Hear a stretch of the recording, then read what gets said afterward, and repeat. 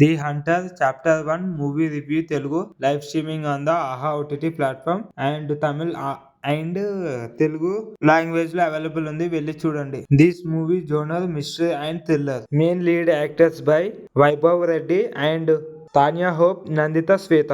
This director name Sharif. The hunter movie ఎలా ఉందో ఒకసారి మీరే చెప్పండి చూసి. సో నేను చూసి చెప్తున్నా. నాకైతే జస్ట్ యావరేజ్ గానే అనిపించింది మూవీ మాత్రం. ఇందులో హీరో మాత్రము నీరసంగా డల్ గా యాక్టింగ్ చేసినట్టు అనిపించింది. సో హీరో కూడా ఇంట్రెస్ట్ లేదేమో సినిమా చేయడానికి. మరి హీరో అలా యాక్టింగ్ చేస్తే చూసేటోడికి కూడా బోర్ అనిపిస్తుంది, సినిమా మూసేయాలనిపిస్తుంది. ఈ సినిమా అయితే జస్ట్ నాకు యావరేజ్ గా అనిపించింది.